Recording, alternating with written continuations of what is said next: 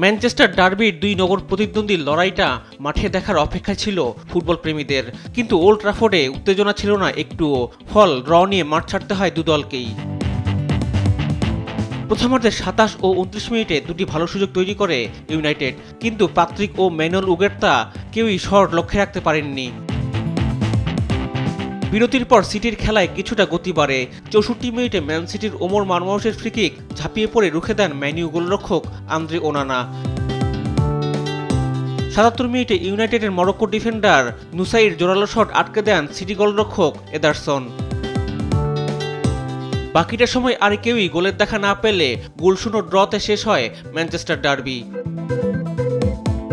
আরেক ম্যাচে শিরোপা পুনরুদ্ধারের অভিযানে নেমে ফুলহ্যামের মাঠে ৩-২ গোলে হেরেছে টেবিল টপার লিভারপুল। ১৪ মিনিটে ম্যাক অ্যালিস্টারের গোলে লিড পায় অলরেডরা।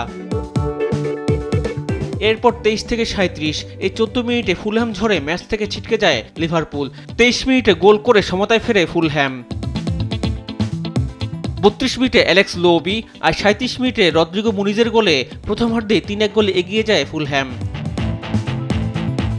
বিরতির পর ৭২ মিনিটে ডি বক্সে কনর ব্র্যাডলি ছোট পাস ধরে নিচু শটে লক্ষ্যভেদ করেন কলম্বিয়ার ফরোয়ার্ড ডিয়াস। ম্যাচে ফেরার আভাস দেয় লিভারপুল।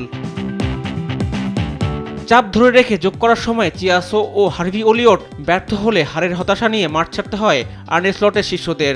এই পরাজয়ের পরও ৩১ ম্যাচে ৭৩ পয়েন্ট নিয়ে সবার উপরে লিভারপুল। আরেক ম্যাচে ব্রেন্টফোর্ডের মাঠে গোলশূন্য ড্র করে পয়েন্ট হারিয়েছে চেলসি। ৩১ ম্যাচে ৫৩ পয়েন্ট নিয়ে চতুর্থ স্থানে আছে অলব্লুসরা। রিফাত আঞ্জুম, দেশ টিভি, স্পোর্টস ডেস্ক।